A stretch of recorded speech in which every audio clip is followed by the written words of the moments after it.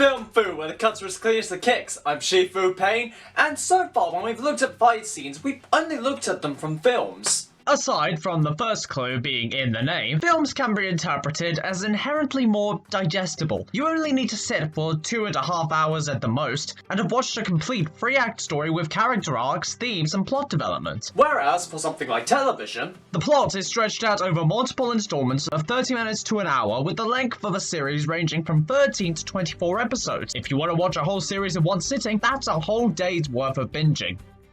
So with that in mind, let's talk Game of Thrones. Now, obviously, I'm late to the party on this one.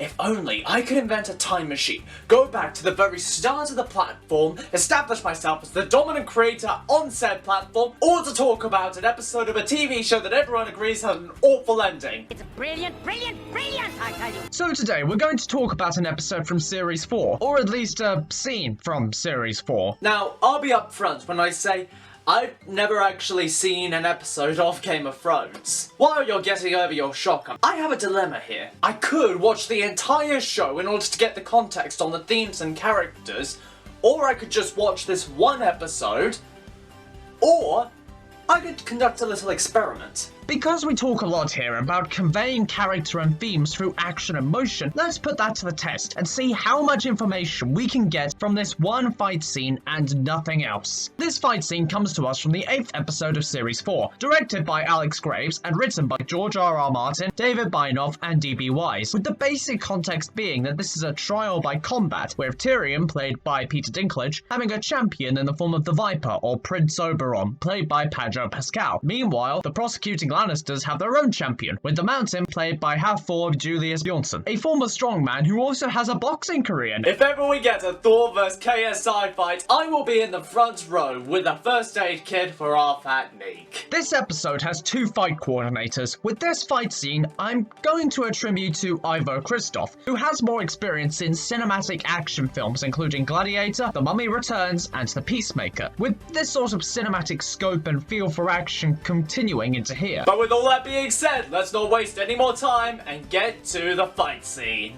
We get some key info just before the fight, as Oberyn states how he likes to move around and wear light armor, and as we can see, he is wearing some form of leather armor, which has a precedent. A hardened leather armor or tunic was worn into battle before iron and steel came along to have plated armor. Could at least wear a helmet. No, that ain't a whisker style. And as the Mountain, or Bjornsson, steps out, we can see that he's wearing a plated armor closer to the 16th century armor of knights, or even a mix with samurai design, as we can see some separation of the plates. Point is that the Mountain is built like a mountain. Viper may have the speed and agility advantage here. Don't leave me alone in this world. You bet, honey. Just make sure you have my funeral arrangements ready. As we can see, he's using a sort of spear as he starts spinning the spear. Ordinarily, there's nothing wrong with spinning or tricking with the weapon a little bit going into a fight. It's a good warm-up, helps to refresh control over your weapon. It also characterizes him very quickly as well. He's a showboater, yes, that's why he doesn't wear a helmet, so that people can see his face. But it also hints to his background, that he fought or learned to fight in a place of entertainment. He thinks of this as a show, not a fight to the death, so he shows off, entices and warms up the crowd. I would say, in terms of martial comparison, it draws the most comparison to Wushu, the standardized Chinese martial art, with less of an emphasis on straight fighting, and more acrobatics and performance, which adds to that idea of him having a performer's mindset. I will also say that compared to the sword Mountain is using, which I'll guess is a great sword based on the length, the spear is a good match as it has the greater range. As is revealed, Viper has actually agreed to this for personal reasons. Hello! My name is Inigo Montoya. You killed my father.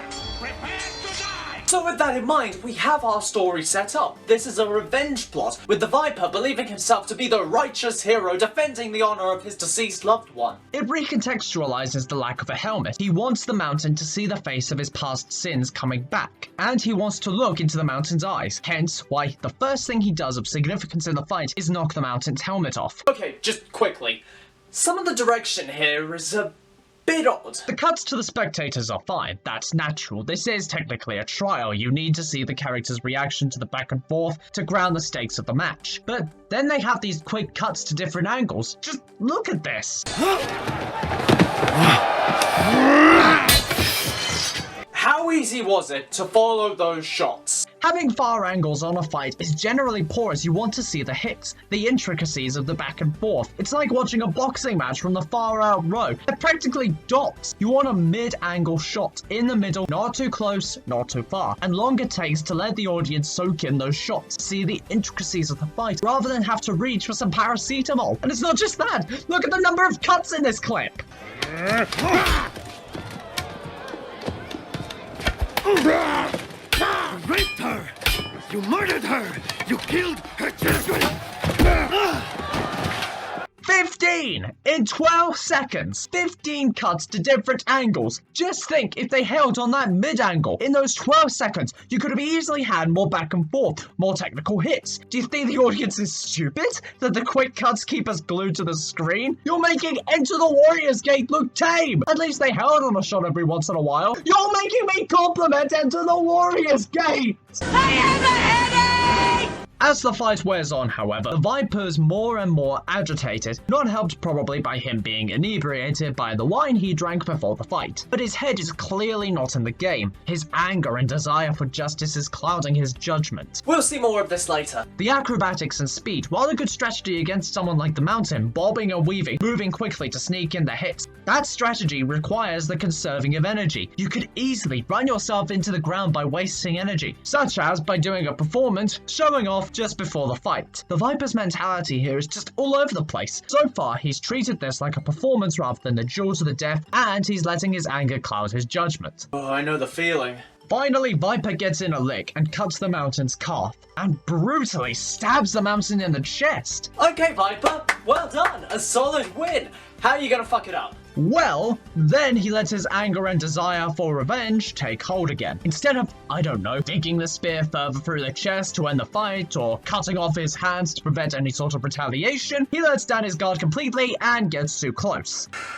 Alright, show of hands, who saw this coming? Yeah, the Mountain's built like a tank. One wound to the torso won't bring him down. Plus, the dude is wearing plated armor that would have taken the brunt of the attack. It's also a commentary on this world, that the fight for justice or righteousness, any semblance of honor won't win in Westeros. The Viper fought for his sister's memory, a noble cause to see justice dealt. But he let his grief and anger run away with him and died to the savagery of the Mountain. So with that being said, what are we left with? First of all, not wearing a helmet into battle. This is not the way. Second of all, the conservation of energy output is as crucial as knowing however many techniques. If you're expending too much, you become your own enemy. Finally, knowing what you're fighting for is important. Having a clear understanding of what you do and why you do it motivates you to reach further than otherwise. But the fact is that you need to be sound and clear of mind when going into a sparring session or a battle, because if not, you're all over the place, not thinking clearly, not focused, and will just wind up hurting yourself or someone else. I'll be frank when I say there have been times where I've not been focused or mentally balanced during training.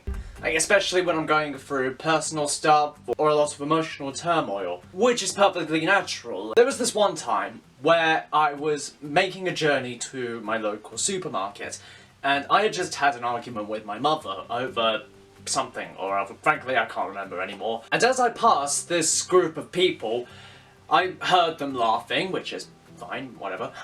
But then I saw them pointing in my direction, and I was still very upset and angry and just not thinking very clearly. So I did the smartest thing imaginable and approached them, thinking that they were making fun of me for some reason. I was so close to actually getting into a fight with this one guy. Like, he was getting into this stance, he was just like wrapping his belt around his knuckles, getting ready for it, and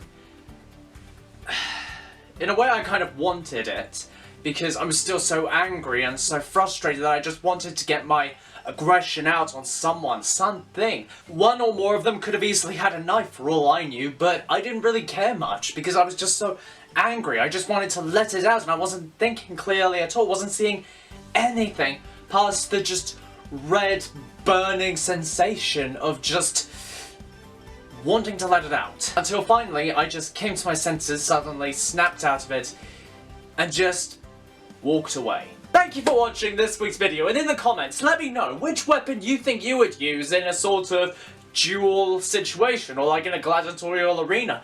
Like I said, I think the spear was a good choice for that particular fight. It kept such a larger opponent such as the Mountain at a distance. It kept him out of closest range, which is ideally better when they have like a sword or something, is you want them to be like a bit further away. I think my more experience with like dual-bladed weapons will probably cause me to use more like the Dao swords, like the twin Dao swords for example. And like I said, I've never actually seen Game of Thrones, so this sort of style of video seemed like the best sort of compromise really. And to tell you the honest truth, I would have watched it like once it had all ended. That was my initial plan. But then I heard, oh, the final season is shit, so then I thought, well, what's the point now? But with that, until next time everyone, peace be with you.